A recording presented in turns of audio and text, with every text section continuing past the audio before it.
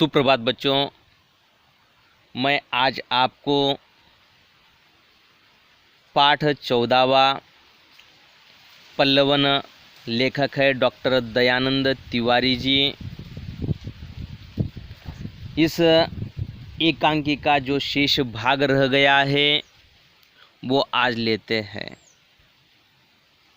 इस एकांकी के माध्यम से हमें लेखक दयानंद तिवारी जी बहुत ही अच्छे उदाहरणों के माध्यम से किस प्रकार पल्लवन हम लिख सकते हैं, इसका सुंदर तरीके से वर्णन उन्होंने बताया है।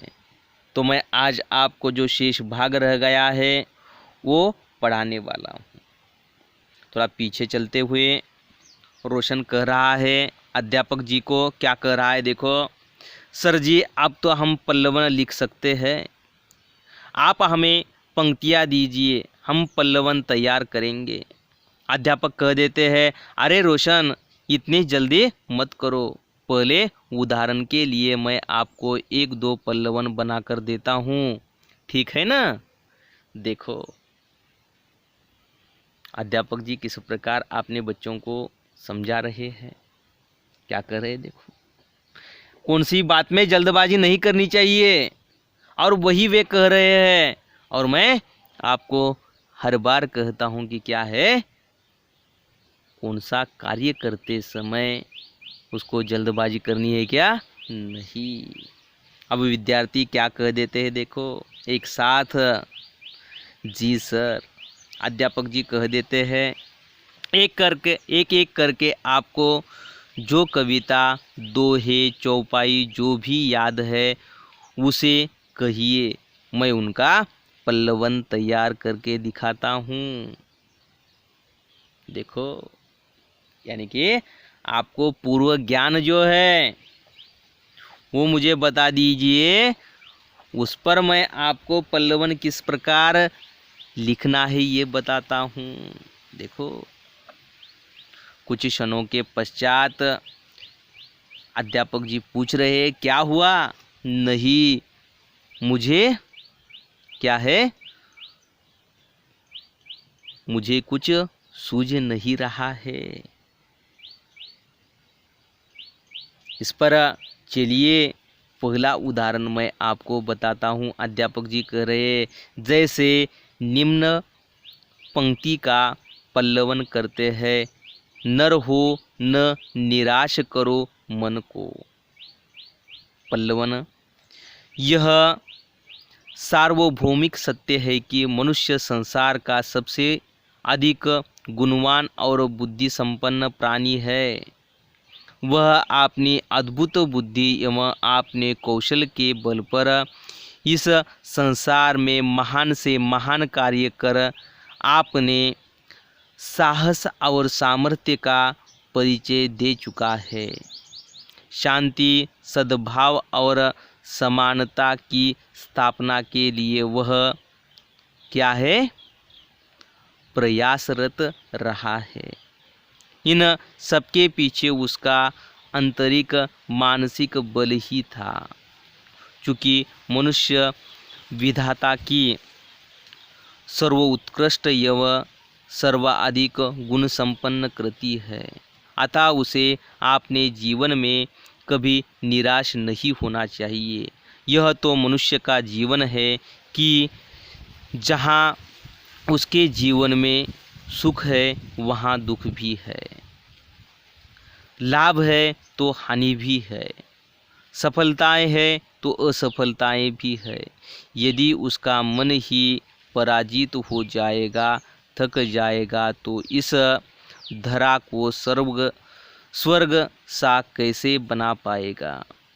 उसके मन की इसी संकल्प विकल्पमयी साहसिक शक्ति को उसका मनोबल कहा जाता है, जो उसे हर समय श्रेष्ठ बनने हेतु कर्म के लिए प्रेरित करता है।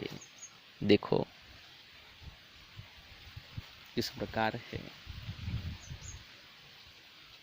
और इसी प्रकार क्या है, अध्यापक जी बता रहे हैं।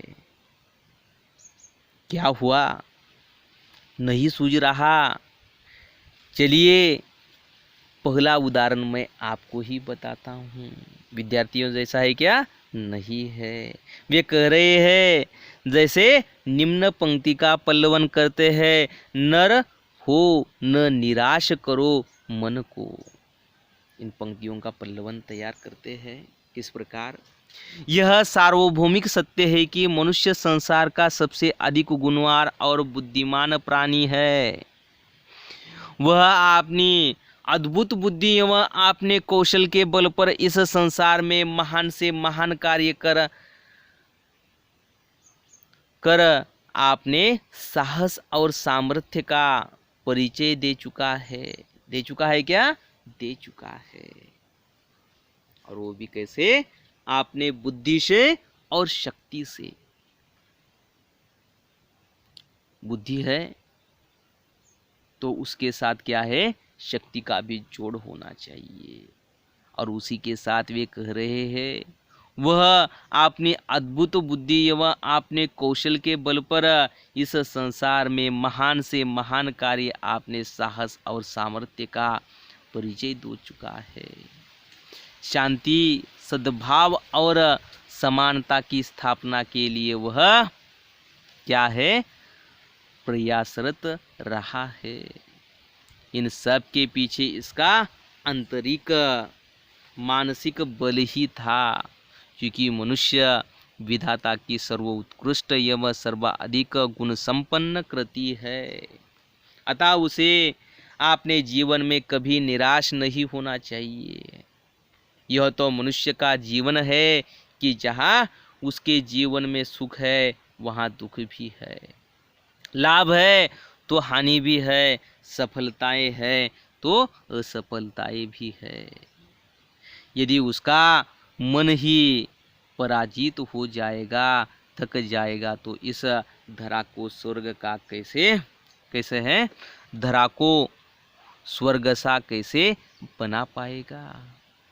उसके मन की इसी संकल्प विकल्पीय साहसिक शक्ति को उसका मनोबल कहा जाता है। देखो, कभी भी निराश होना है क्या? नहीं है। जो उसे हर समय श्रेष्ठ बनने हेतु कर्म के लिए प्रेरित करता है। देखो, और सबसे कौन सी है? प्रेरणा महत्वपूर्ण है। प्रेरणा महत्वपूर्ण है, कार्यशील रहना महत्वपूर्ण है, प्रवाहमान रहना महत्वपूर्ण है। और तभी तो क्या है? यशस्वी बन सकते हैं। गीत क्या कह रहा है देखो। जी सर, अब हमें समझ में आ गया है। सर, मैं एक सूक्ति जानता हूँ, क्या आप उसका पल्लवन करके दिखाएंगे? अविवेक आपदाओं का घर है। देखो, अविवेक क्या है? आपदाओं का घर है। बहुत ही सुंदर लाजवाब पंक्तियां है। यह पंक्ति क्या है? क्या क्या बता देती है देखो। इन पंक्तियों में क्या है? मैं तो कहता हूं कि मानव ही छुपा हुआ है, जो विकास का मार्ग रोकने के लिए बाधाएं उत्पन्न करती है। तो क्या है? अविवेक है। और उसी का अध्यापक पल्लवन किस प्रकार बताते हैं देखो। विवेक, बुद्धि और ज्ञान मानव की बौद्धिक संपदा है। विवेक होना चाहिए, सहनशीलता होनी चाहिए, बुद्धि कैसी होनी चाहिए? शुद्ध होनी चाहिए, उसमें पाप नहीं होना चाहिए। और ज्ञान सबसे महत्वपूर्ण है, मानव की बौद्धिक संपदा है। मानव जब कोई निर्णय लेता है तो उसे सद असद कारिणी बुद्धि की आवश्यकता होती है। विचार शून्य किए गए कार्य कष्टदायक होते हैं। मानव की सफलता के पीछे उसका विवेक कार्य करता है। हमें सोच विचार करके क्या है, विचार करके ही कोई कार्य करना चाहिए। बिना विचार किया गया कार्य पश्चाताप का कारण बनता है। इसलिए हमें जो भी कहना है उसका मनन करे, चिंतन करे, जो कुछ भी कहे उसे सोच समझकर विवेक की कसौटी पर कसकर ही कहे, क्योंकि जीवन का आनंद विवेक से चलने में है। अविवेकी मूर्खतापूर्ण कार्य करता हुआ अपने जीवन को स्वयं आपत्तियों से भर दे लेता है। देखो, अविवेक आपदाओं का घर है। और उसी का अध्यापक जी ने पल्लवन किया है। मैं दोबारा बताता हूँ, विवेक, बुद्धि और ज्ञान मानव की बौद्धिक संपदा है ना, और ये सबसे महत्वपूर्ण है। मानव जब कोई निर्णय लेता है तो उसे सद असद कारिणी बुद्धि की आवश्यकता होती है। देखो, अच्छा है होगा, बुरा है या होगा, ये क्या है, व्यक्ति की बौद्धिक भावना जो है वो क्या है, हमें सोच विचार में डाल देती है। विचार शून्य किए गए कार्य कष्टदायक होते हैं। देखो, बिना विचार किए गए बोल जो होते हैं, वाणी से जो शब्द बोलते हैं वो क्या है, कष्टदायक हो सकते हैं। कौन सा भी कार्य क्यों ना हो, हमें सोच विचार करके बोलना चाहिए। और उसके साथ साथ क्या है, कुछ हमारे वाणी से गलत शब्द गया तो वापस उसे ले सकते हैं क्या, कतई नहीं ले सकते हैं। और वो हमें ही कष्ट पहुंचाने वाले होते हैं, हमें ही समाप्त करने वाले होते हैं। इसी कारण कभी भी व्यक्ति ने सद्विवेक बुद्धि से सोचना चाहिए और कार्य में निरंतर रहना चाहिए। अब लेखक का यह कहना है, क्या कहते हैं देखो, हमें सोच विचार करके ही कोई कार्य करना चाहिए। बिना विचारे किया गया कार्य पश्चाताप का कारण बनता है। इसलिए हमें जो भी कहना है उसका मनन करे, चिंतन करे, जो कुछ भी कहे उसे सोच समझकर विवेक की कसौटी पर कसकर ही कहे, क्योंकि जीवन का आनंद विवेक से चलने में है। अविवेकी मूर्खतापूर्ण कार्य करता हुआ अपने जीवन को स्वयं आपत्तियों से भर लेता है ना। एखादे आप कार्य कर रहे हैं तो 10 लोगों को पूछना चाहिए, अरे मैं जो यह कार्य कर रहा हूँ बहुत ही बड़ा है और मैं इस प्रकार किए तो क्या हो सकता है, उसमें सफलता मिल सकती है क्या। और उन 10 लोगों का सोच विचार करके पुनः आपने बुद्धि का उपयोग करना चाहिए और फिर कार्य में लगना चाहिए। तभी जो है कार्य अच्छी तरीके से पूरा हो सकता है। और जिस व्यक्तियों को आप पूछ रहे हैं वो क्या है, अच्छे व्यक्ति होने चाहिए, सद्विवेकी होनी चाहिए। नहीं तो ऐसा हो जाएगा क्या है, आपको कष्ट पहुंचाने वाले लोगों को आपने कुछ पूछा है तो क्या है, वहाँ पर भी हानि हो सकती है। अब जो भी सोच विचार के साथ बोल रहे हैं आप, वो अविवेकी नहीं होने चाहिए, विवेकशील होने चाहिए विचार। और आगे बढ़ते हुए हमें अध्यापक जी और विद्यार्थी जो संवाद है आगे बढ़ता हुआ किस प्रकार क्या क्या हो जाता है, हम आगे बढ़ते हैं। अब आगे चलते हुए देखो तो तन्वी क्या कर रही है अध्यापक जी को, सर मैं भी एक पंक्ति बताती हूँ, कृपया उसका भी पल्लवन कीजिए। देखो पहले गीत ने बताया, अब तन्वी बता रही है, सर मैं भी एक पंक्ति बताती हूँ, उसका क्या है, आपको उसका पल्लवन करना है। सेवा तीर्थ यात्रा से बढ़कर है। देखो सेवा तीर्थ यात्रा से बढ़कर है, वो किस प्रकार है और कैसी है, वो कौन सी सेवा है, किस प्रकार की है।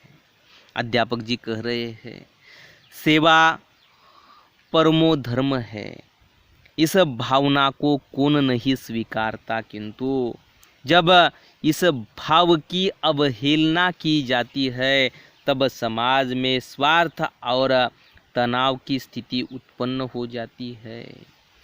लोग सेवा को भूलकर तीर्थ यात्रा के लिए इस उद्देश्य के साथ निकल पड़ते हैं कि इससे उन्हें मोक्ष मिलेगा। लोग भूल जाते हैं कि सेवा का भाव ही संपूर्ण मानवता को चिरकाल तक सुरक्षित कर सकेगा। सेवा समाज के प्रति कृतज्ञ लोगों का आभूषण है। मानव सेवा एवं प्राणी मात्र की सेवा संपूर्ण तीर्थ यात्राओं का फल देने वाली होती है। सेवा जो है, सेवा के पात्र हमारे आसपास ही मिल जाते हैं। तीर्थ यात्रा का फल कब मिलेगा, क्या होगा, लेकिन सेवा सद्य फल दामिनी है। सेवा करे सो मेवा पावे, आता सेवा धर्म अपनाए। देखो कितनी सुंदर विचार सामने रखे हैं। जो तन्वी ने पल्लवन दिया था, अध्यापक जी ने उसका बहुत ही सुंदर तरीके से पल्लवन बनाया है। अध्यापक और क्या कहते हैं, मुझे विश्वास है आप लोगों ने पल्लवन को अच्छी तरह से समझ लिया है। अभी अच्छी तरह से चर्चा हो रही है हमारी। अब आप यह समझ ही गए कि पल्लवन मतलब जैसे बीज से पेड़, पेड़ से पल्लव, पल्लव से डालियाँ विकसित होती है, उसी प्रकार भाषा में भी पल्लवन होता है। आपने पल्लवन के लिए अच्छे उदाहरण दिए, लेकिन भक्तिकालीन निर्गुण विचारधारा के संत कबीरदास को आप भूल गए। मैं उनके दोहे पर एक पल्लवन तैयार करूँगा, आप ध्यान से सुनिए। देखो अध्यापक जी ने कितने सुंदर विचार आपके सामने रखे हैं, विद्यार्थियों के सामने। पल्लवन की कला किस प्रकार संपादन करनी चाहिए, वह व्यक्ति किस प्रकार करनी चाहिए, इन उदाहरणों के माध्यम से क्या है बताया है। अब विद्यार्थी जो है क्या कह देते हैं, देखो तो बच्चों मैं आपको दोबारा बता देता हूँ। तन्वी जो प्रश्न पूछा है उसका अध्यापक जी ने तो बहुत ही बखूबी से उत्तर दिया है, और ये सही बात है कि जहाँ पर सेवा जो है तीर्थ यात्रा से बढ़कर कौन सी है,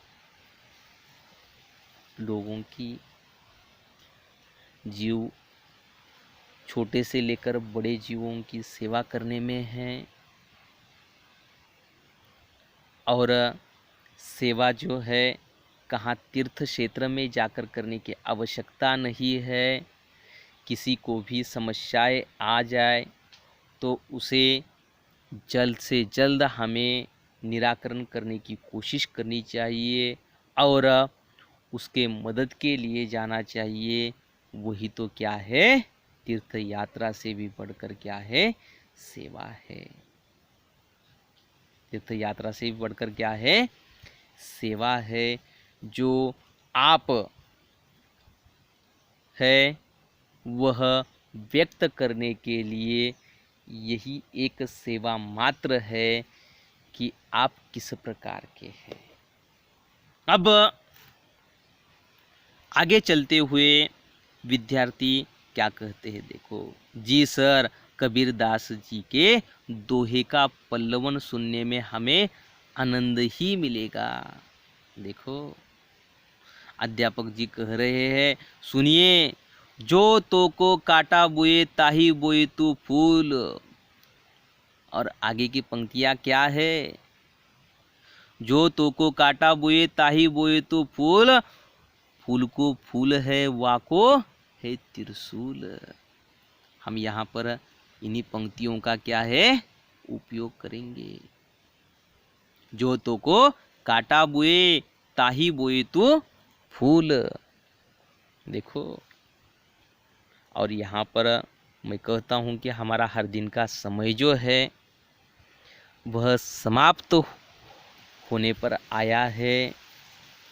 और मैं आपसे जो कबीरदास जी की पंक्तियाँ है, दोहा है, वह मैं कर लेता हूँ। जो शेष भाग है वह कर लेता हूँ। ये बहुत ही सुंदर पंक्तियाँ हैं और मैं आपसे विदाई लेता हूँ। तो कल मिलेंगे। धन्यवाद बच्चों। जो शेष भाग रह गया है वह कर लेता हूँ।